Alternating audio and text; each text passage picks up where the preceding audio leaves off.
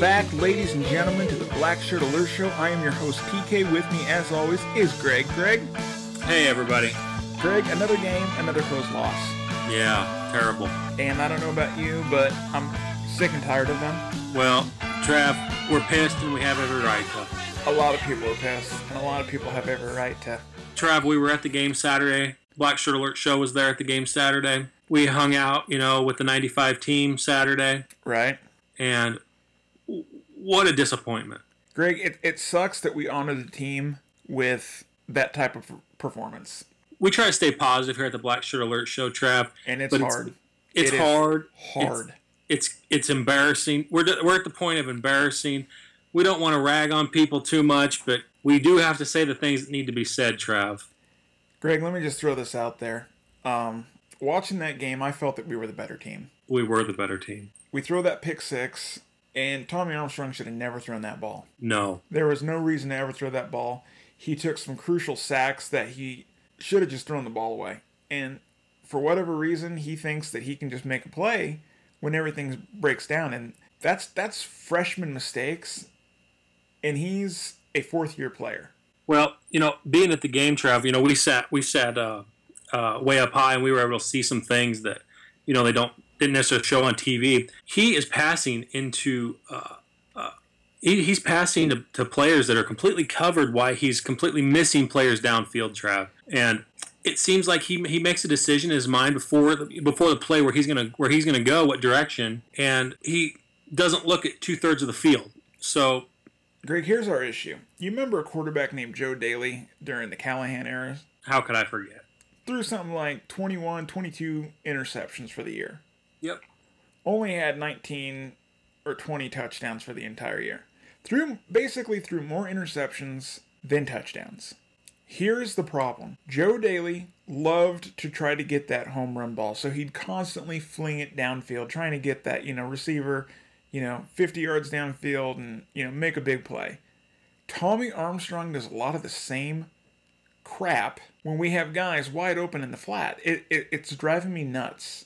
There was 3 different times Terrell Newby wide open, and if he would have just dumped the ball to him, would have been a 10, 15, 20-yard pickup easily. And, he's even when he does throw to wide open receivers, the ball's way off the mark. Mm-hmm. Yep.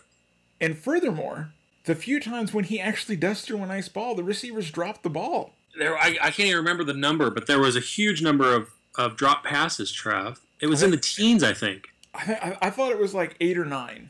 Was it? Maybe it was, but it was a lot. Either way. An unacceptable amount, Trav. Greg, we're throwing the ball when we shouldn't, and we're running the ball when we shouldn't. Like, we are literally throwing the ball when we should be running, and we are running the ball when we should be passing.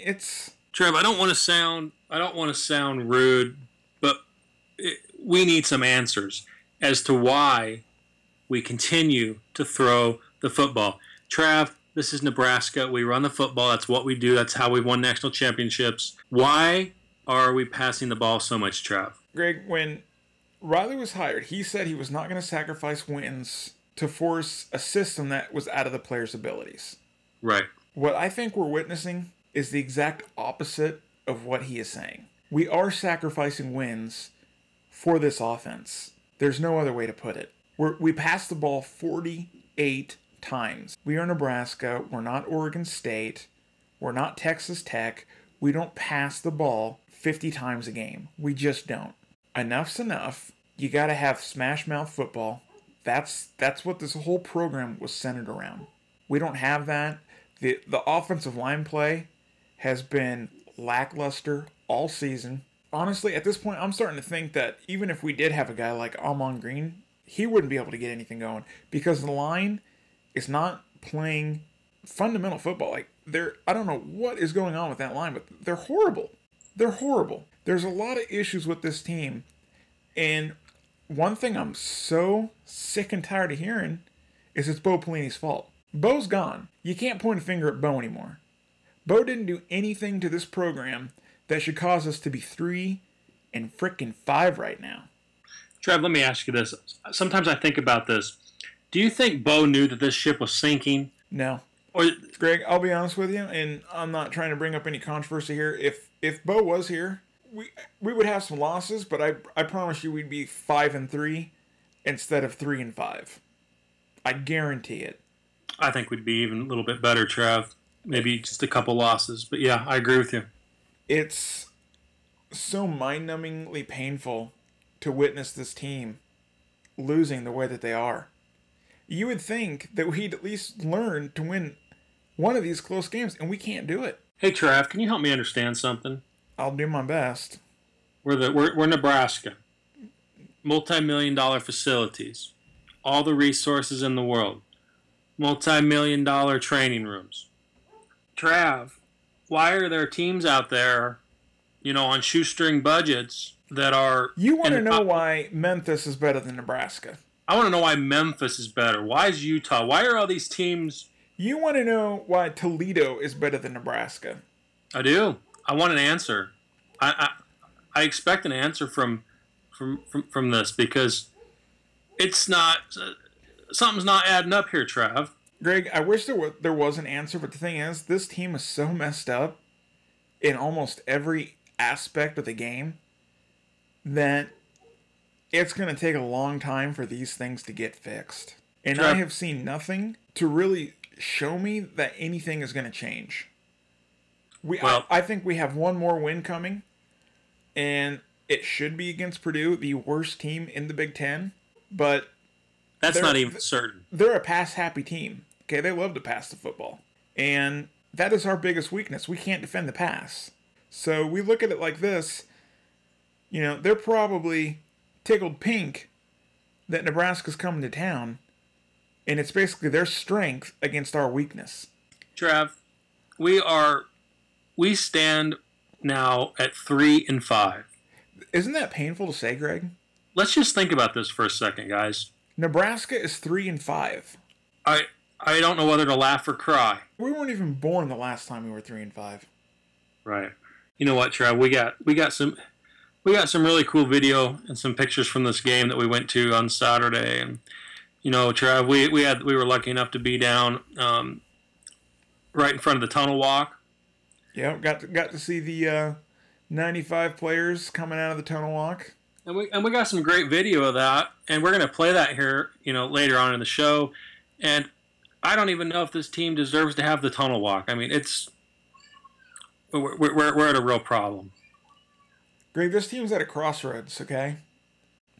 And they have two options.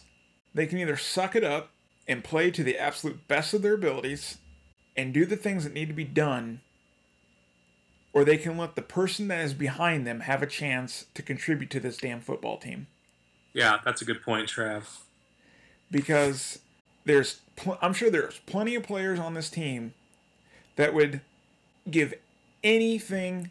They would give up their arm just to make us so that we're at least above 500. They would give anything to make sure that this program is on the upward and not the downward. Trev, I got to say something, if I may. Go ahead. Okay, so Trev, I think Adam Carricker said this best. If you're mad that Bo's gone, if you don't like Coach Riley, whatever your problem is, you have to give it 110%, because this your college resume, this is your application to the NFL, Trev. So if you're not playing at 110%, you're just hurting yourself. I seen players, Tariq Allen, okay? We talked to him a couple weeks ago off camera. Trav, he dropped a wide open pass. There wasn't anybody 20 feet from him, just dropped it. Right. Trav, why are we dropping passes like this? I mean, there's so many things you can look at and think, that's why we lost the game. That's why we lost the game. Trav, it's a mess out there. It's one of the sloppiest games I have ever seen. Greg, here's where I'm coming from. We are Nebraska, and I want everyone to just take a step back. Forget about the season that we're having. We are Nebraska. We don't do fine. We are a program of excellence. Yeah. We are a program of winning championships.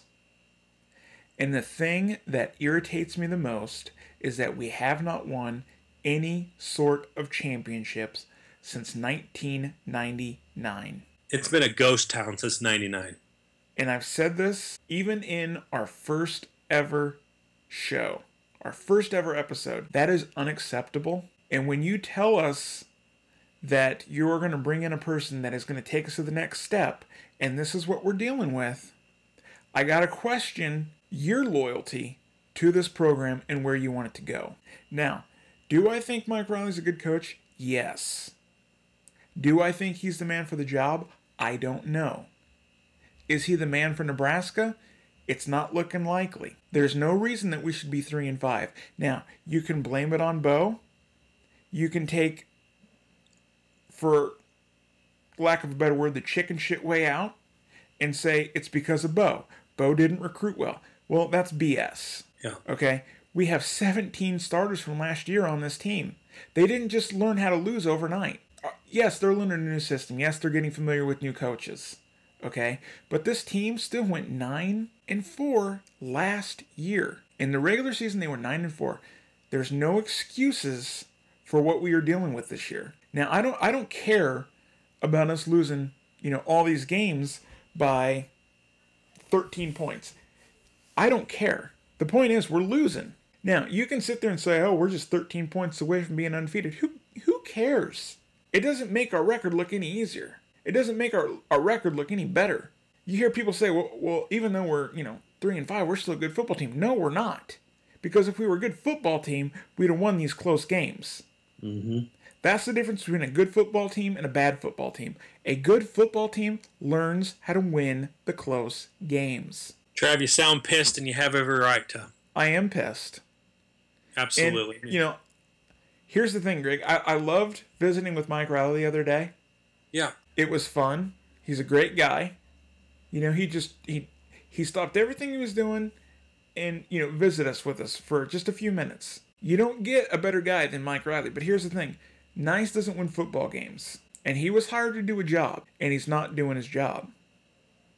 Now, a lot goes in to being a head coach in just Saturdays, okay? So I have no doubt he's doing what needs to be done throughout the week, but on Saturdays, he's not getting it done. And that's where you earn your paycheck. Hey, let me ask you a question, Trav. Go ahead. Let's say I show up to work and I don't do my job. Mm-hmm. Let's say one of our listeners shows up to work and doesn't do his job. Or let's say they show up and they're showing up, but they're just not doing a good enough job. Mm-hmm. Now, I don't want to say it, but what happens to those people, Trav? They get fired, Greg. Here's the thing, Greg. When I first found out that we hired Mike Riley, I was stunned.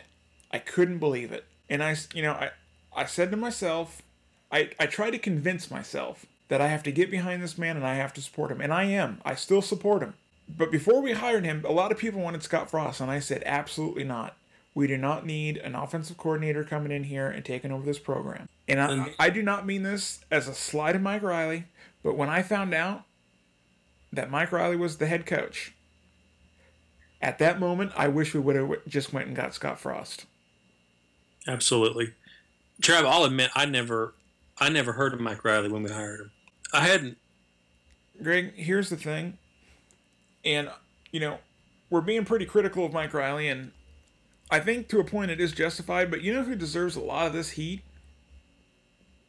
I do. Tell us. Our athletic director, Sean Eichhorst. Now, before we talk about this, Trav, there are some people on the internet that have ragged on us for taking a few shots at Sean Eichhorst. Mm-hmm. What would you say to them, Trav? I would say, how do you like me now? Trav, I'll tell you what. Go ahead. Let me just say this. Yeah, go ahead, Trav. Me and you are no strangers to social media. No. We're on Twitter. We're on Facebook. We read everything. We go to the message boards. We're on YouTube. We're everywhere. Yep. Greg, I sit back and I laugh with hysteria at people that blame Bo Pelini for this year's season. Mm-hmm. It's ridiculous. Bo Pelini has nothing to do with this team or this record.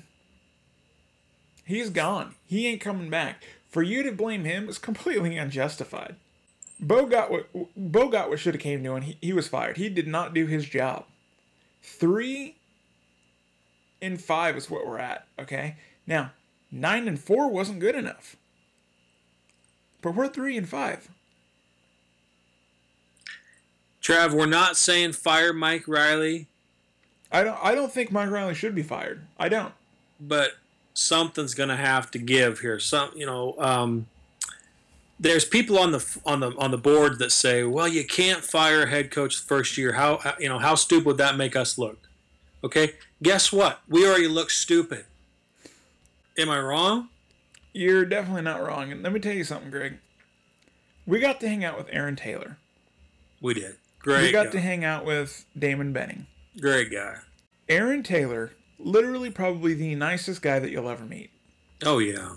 It's disheartening for me when you have guys that pissed excellence and they're sitting here with their hands up in the air going, what the hell? Yeah. What's going on with the program?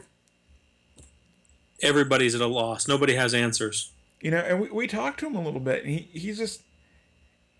These guys do not believe that we are having the season that we're doing.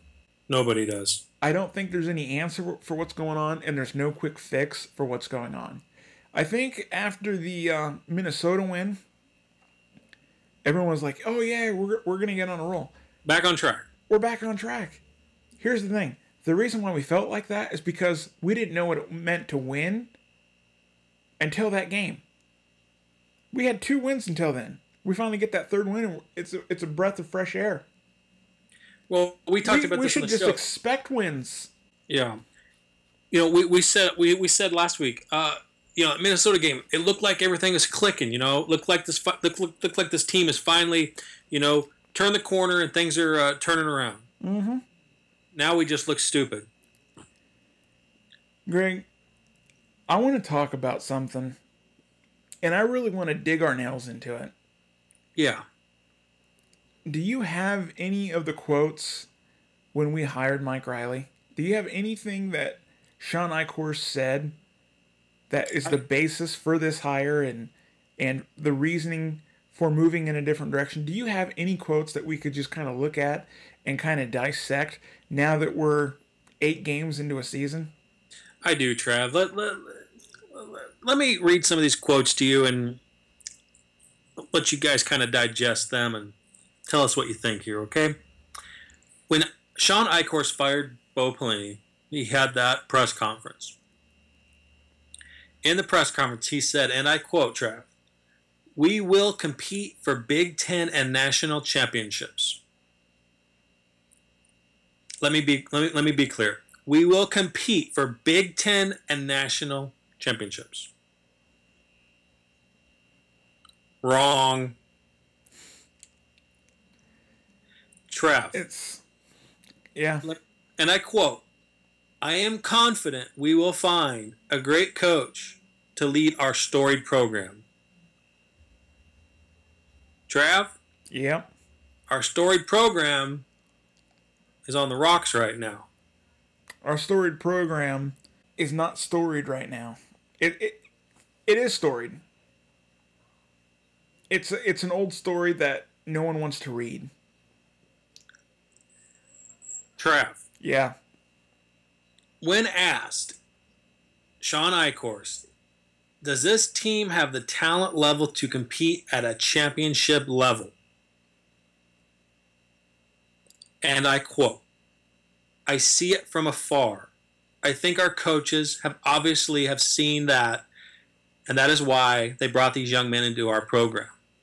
At the end of the day, I think we have the kids in our program that are capable of winning championships." So he thought when he fired Bo that we have the kids in our program right now today to win championships. Trav, I ask you, why are we 3-5? We're 3-5 because we're not good. We're 3-5 because we fired a coach that won 9 or more games every year. And we hired a coach that doesn't have the best track record. Now, we kind of brought this up with Aaron Taylor a couple weeks ago. We asked him, how do we explain the success that Jim Harbaugh's having versus Mike Riley? We asked Aaron Taylor, How is, Jim McElwain over at Florida having success while we're not having success with Mike Riley? Now, these are programs that are in the same shoes that we were last year, and they've turned it around year one with first year coaches. Yep. Like it or not, it's a coaching issue. Now, it doesn't mean that this can't be fixed. It doesn't mean that Mike Riley's a bad coach. But it is a coaching issue. There is something going on behind the scenes that is causing these miscues, these mishaps, these errors, if you will. And it's showing up on the field that we're just not a good football team. If it's the players not buying into the system, that's on the coaches. The coaches were paid and they're hired to handle these things. They are the ones that's supposed to teach these players the system and get them to buy in. And if the players are not bought in, then it's up to them, the coaches, to figure out the players that do buy in and get them on the field so that we can win games. 5 times this year, we've been down to the last drive, which has cost us the game. All 5 are losses. Unacceptable.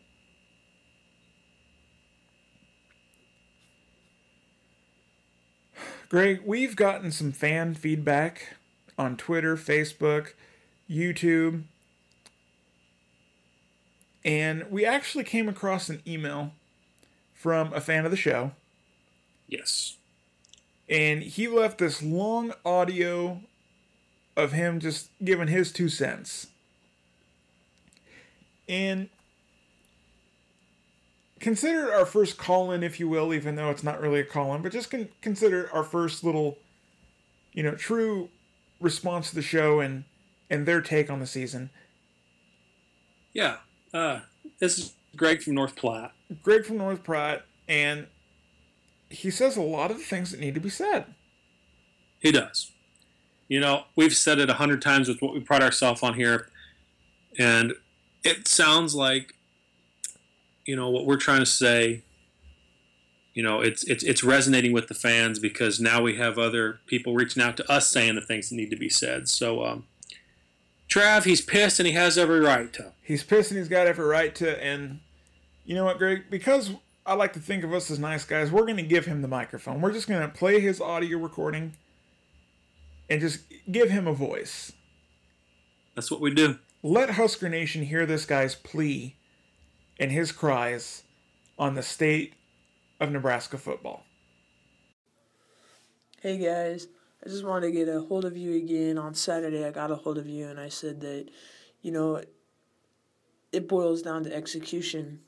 But this is boiling down to a lot more, and I just wanted to share so that way you guys could share with the universe of Husker fans out there. This is a lot more than just execution. When this hire was made in the first place, we were told that this wasn't a rebuild year. Now we're sitting at 3-5. We're 8 games into the season. It apparently looks like a rebuild year, and people are saying it's a rebuild year. When we hired this guy, and I'm not on that bandwagon of fire Mike Riley, but when this hire was made at the press conference, it was stated by the AD himself that this was not a rebuild, that we weren't hiring a new coach to rebuild, we were hiring a new coach to take us beyond where we are, to put us on the next step. What that means is maybe pulling out 1 or 2 more key wins, getting us to the conference title, and slowly progressing from there. We were already in a good spot with the old regime. Like I said, 3-5. Let's be honest. I don't really think that this is the right coaching staff or the right playbook for this university, and I don't think it ever will be. I think that we're looking at another Bill Callahan era. So, I've been watching Cornhusker football since I was, God, I don't know how old. My family grew up watching Husker football. I'm now 28 years old. So I've seen the national championships. I've seen conference titles. I've seen Heisman winners as a kid. We haven't had that in a long time. And this is now boiling down to more than execution. It's boiling down to a lot of things. But I want to be real specific in what I say here. We need a winner. Granted, Bo was a good coordinator. Was he head coach material? No. But was he the right guy at the right time when we hired him? Yes. Should we have fired Frank Solich? No. Should we have hired Bill Callahan? Hell no. I don't think I'm the only Husker fan out there that has these same views. As a matter of fact, if you go to a lot of the boards, especially at Bug Eaters, you'll see that I'm not the only person things like that. Now, to say we should fire him financially, we shouldn't. I think we're stuck in this rut for another 3 years. I don't see Mike Riley turning the corner, because if he was going to turn the corner, he should have. Do I agree with Steve Taylor's comments of we don't have the overall talent? No, because this is a team that if they execute, they do the things and they're coached right, and they play the game the way they can play the game, that this right now, we should be undefeated. I mean, let's not lie here.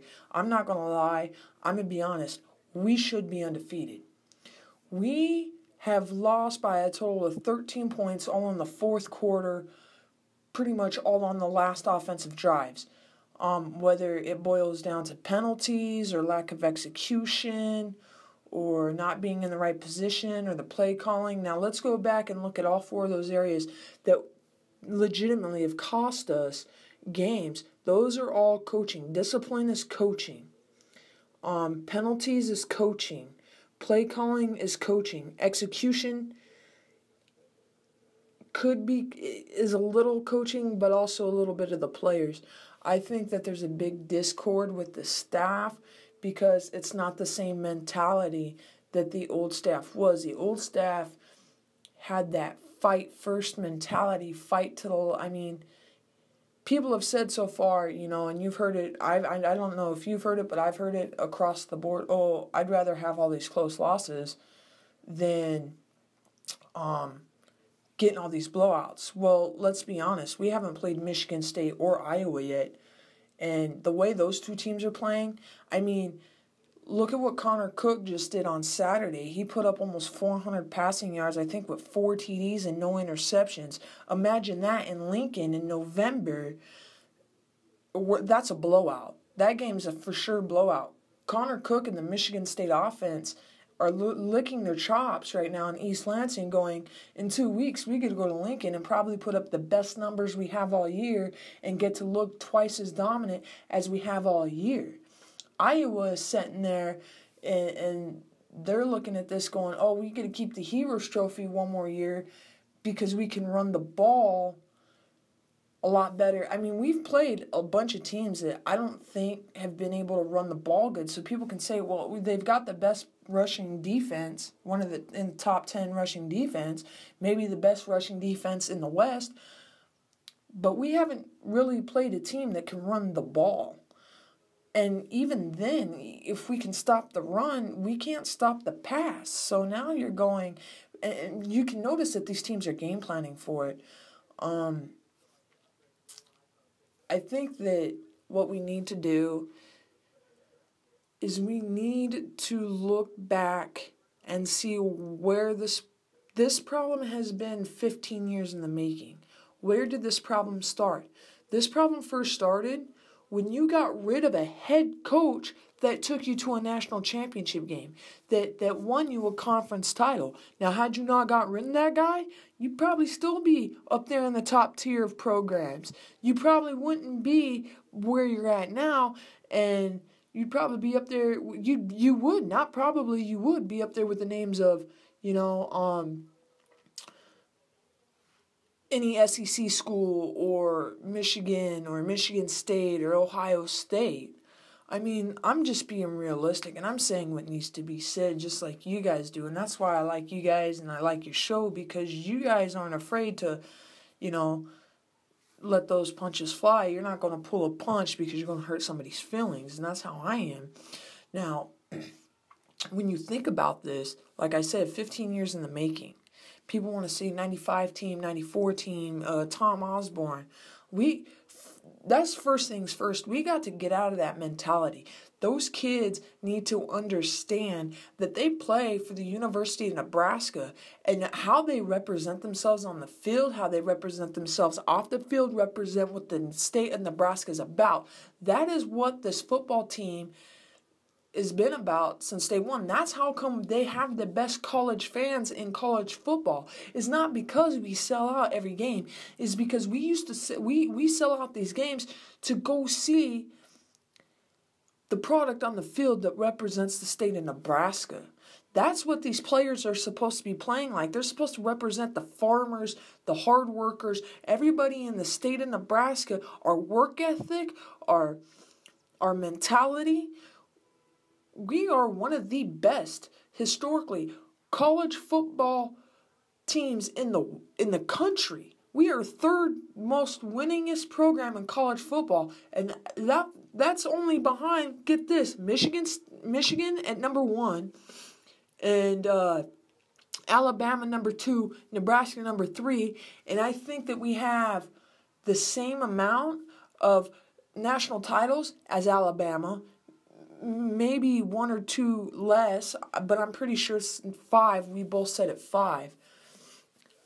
But right now, what I think we need to do, and we need to be honest, and we need to look at this and say, you're 3-5. You just fired a coach that would have taken this team and been undefeated at this point, because Bo Pelini's team would have been undefeated at this point.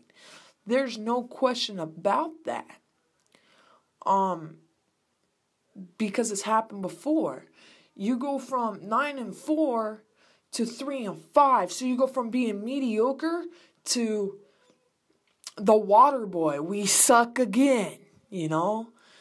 I would much rather have 4 losses a season than only have 3 wins, because if you really look, Purdue's got 2 weeks.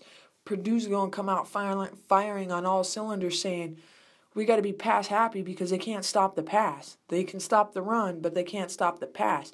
If they're able to complete 60% of their passes and that passing defense can't get any turnovers, we can't run the football. Because that's another thing Purdue's going to look at, is say, hey, if we can hold the rushing game and force them to throw 48 times this game, we're going to win. I mean, we had time of possession against Northwestern, but we threw 48 times and still lost that game. And we started to lose the edge, and you can see that. I can understand getting rid of the old regime because of the attitudes and some of the things that got said. But those players came out with a chip on their shoulder, and that's what this team is not doing now. Because if you look at the sidelines during the game, you have a discord with Mike Riley with what's going on in the game a lot of times. He's just wondering. He's not. A coach is supposed to get fired up. Look, Pat Fitzgerald got fired up on Saturday. The Wildcats won. I guess the AD bought his sour milk. Now it's time to drink it. He just stuck us for 3 years, probably with another Bill Callahan situation, and I don't think that'll change until the chancellor is gone and retired. We get a new guy in here. He looks at the department and goes, you obviously can't make the right decisions, so we're going to move forward. You're gone, bring in the next guy, and then we're going to have a Bo Pelini situation, but maybe not with a Bo Pelini coach. If I go and I'm looking at this logically, you're looking at coaches that you want winners. So what you should have done is you have Winningham, you should have went and targeted. You should have tried to pull Trussell or the big name, the reason why I don't know why he's not here now, whether he wasn't ready or whatever, is Scott Frost. Bring him home. Let's bring a hometown guy. Let's bring somebody that's been at the university, that knows what the university is about, to win these games. Because they're going to come in and they're going to say, somebody that has a Husker background is going to come in and they're going to put their foot down and they're going to say, this stops now.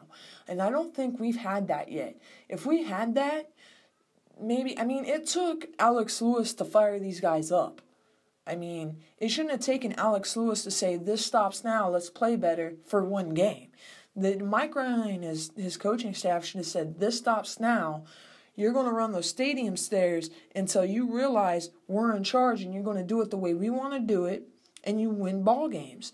If you go back, you bring some of these players back that played for Osborne. It's been in books and it's been in articles I read that those teams were forced to run stadium stairs or work really hard and had to pick up the intensity in practice if they messed up.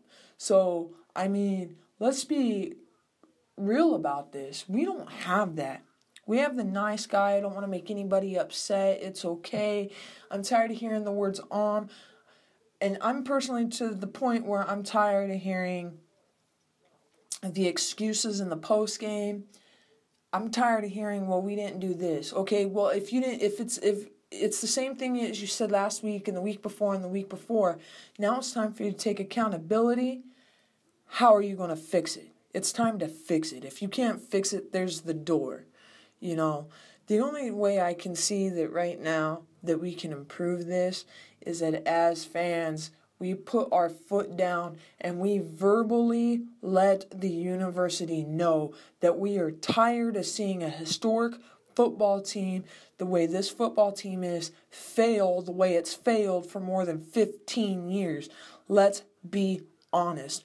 I, as a Cornhusker fan, and I got the same feeling when I hear you guys talk, is for the last 15 years, I am tired, sick and tired of donning my jersey on Saturdays, wearing my foam corn head, my wristbands decked out in Husker attire, going hoorah team, to lose. I'm tired of seeing failure because this program is not failure, hasn't been failure, shouldn't be failure, and it needs to stop now. And the only way that's going to change is through the fans. If you don't, as fans, there's a lot of people that are out there accepting this. It's time that we tell these people, and for people like me, they call me a fair weather fan because I don't support the team because I'm always complaining. Well, let me tell you something. Fair weather fans aren't fans like me. I'm a true fan, a fan who wants to win.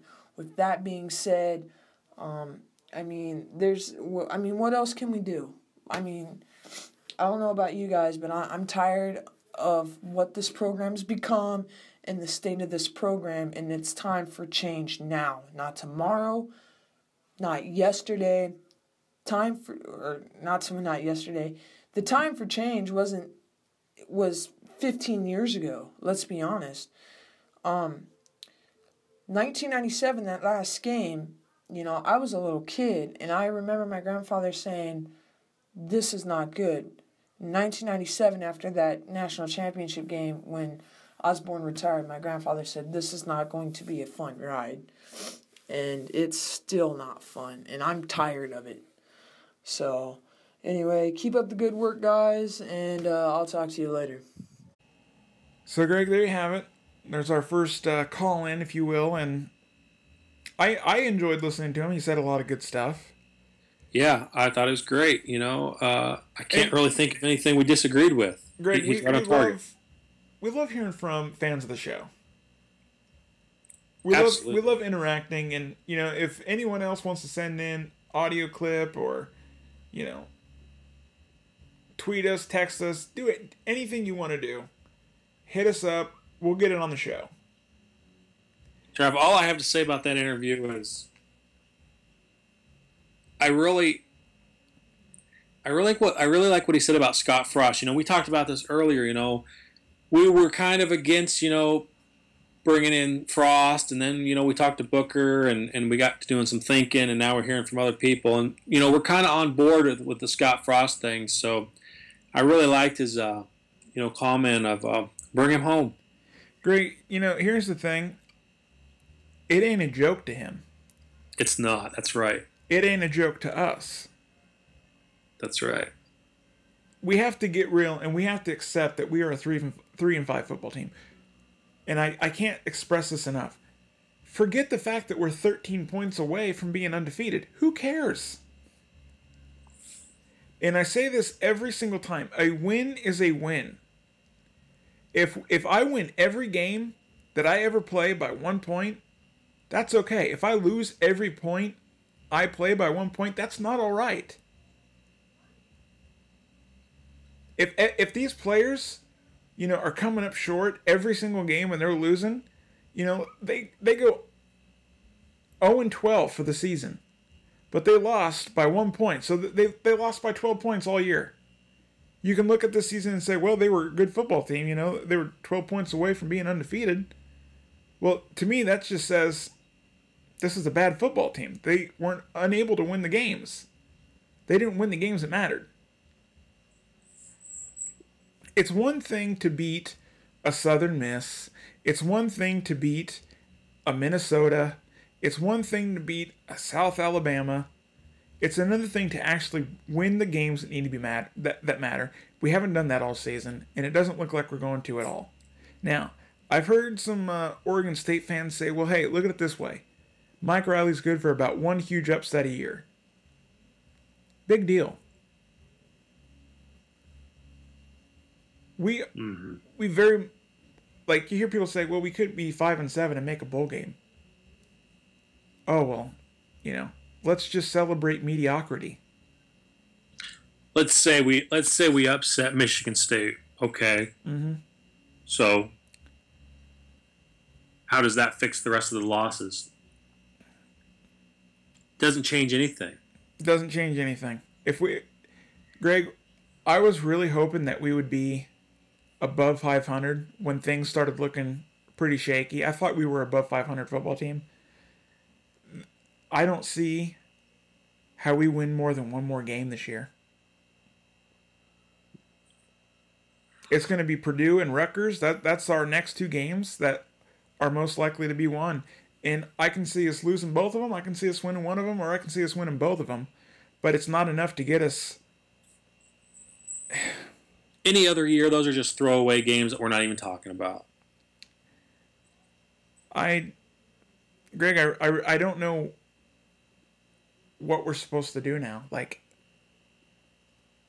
I'm so disappointed with how the season's gone that it makes me sick to my stomach. And the game against Northwestern hurt me a lot because, we bring back the greatest football team in college football history to honor them. Okay? We had Josh Kelly walk up to all the 95 players and personally shake their hand. And that was touching to see. I felt like this kid kind of understood what needed to be done. He understood what greatness was. And I thought that our defense played pretty dang good. But here's the thing. They gave up big plays that never should have happened. The defensive line broke containment, which allowed for a 68-yard run. It's baffling that we're in the shoes that we're in. There's no excuse for it. And quite frankly, Sean Eichhorst should be ashamed of himself. And I'm not saying this in spite of Mike Riley. I'm not saying this in honor of Bo Pelini. Okay? Bo Pelini had to go. Greg, do you agree that Bo Pelini had to go? Well, you know what, Trav? I think we agree on just about everything. I don't think we're on the same page totally. I would have liked to see Bo get one more shot at it. Maybe give Bo one more year, but I do understand there was a lot of problems off the field. So, yeah, maybe Bo did have to go, but I would have personally liked to see him have one more year at it. But I'm kind of in the minority there. But well, let me ask you this, Greg. Do you think that Frank Solich should have went? No. Do you think that when Frank Solich did leave that we should have hired Bill Callahan, like Greg said?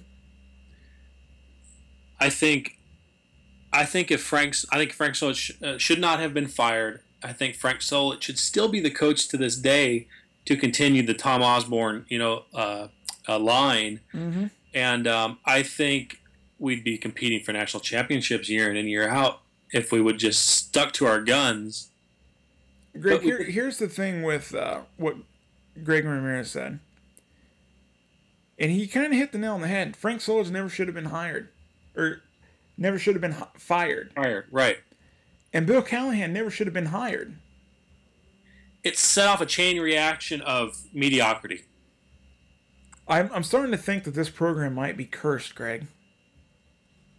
Well, there's just a lot of problems, and they need to be fixed. They need to be fixed right now. Like, we can't wait for the next game.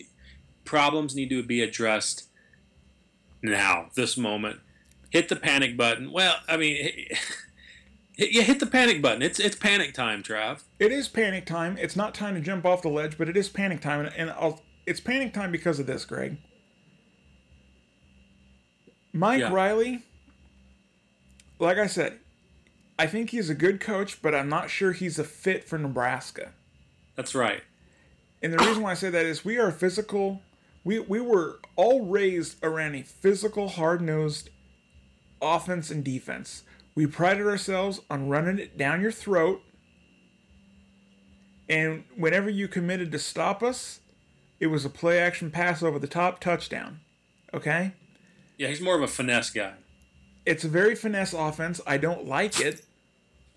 And seeing Tommy Armstrong drop back 48 times a game is really starting to annoy me. It's rubbing me the wrong way. You have a dual threat quarterback that cannot run your system, and you're having him pass it all over the damn field. It's stupid. That's what it is. It's stupid. And I thought Danny Langsdorff called a pretty good first game against BYU. I thought he called a pretty good one against South Alabama. But for whatever reason, it just went downhill from there. I have not seen a good game from him since South Alabama. And this, like it or not, this offense isn't working for us. I actually like the defense. Shoot me, stab me, sue me, whatever you want to do. I like our defense. I don't like the way that they play because they give up a lot of passing yards, but I love the aggressiveness of it. I love the attacking of it.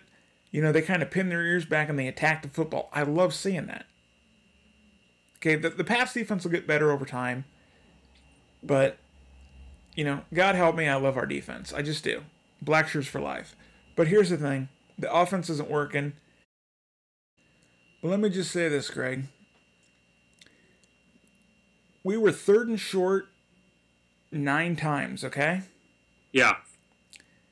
We ran the ball twice, 3rd and short, both times, first down.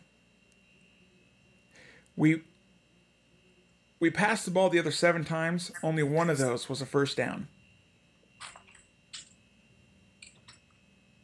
The offense isn't working. What do you think? No, it's incomplete. It's incomplete nuclear meltdown mode. And, we didn't really contact any former players to come on the show. We just kind of wanted to have this thing to kind of vent and just, let out the frustration, say the things that need to be said. And I think we accomplished that because things have got to change. They got to get better. And it's like I tell anyone, at Nebraska we expect to win, and if you don't win, get out, let the next guy take your place. Trav, we play Purdue next week. You want to give me a score for that? I got Nebraska by 3. I think we lose by a touchdown. Sadly, Greg, I think this might be our last win, though. Anyway, guys, this is the Blackshirt Alert Show signing off. Thank you for listening. Greg, do you have anything else that you'd like to say? No, just keep listening. Thanks for all the support, and just keep on rolling, man. You know, no matter how bad it gets, we're going to be here every week for you. So thanks for the support, guys. Go Big Red.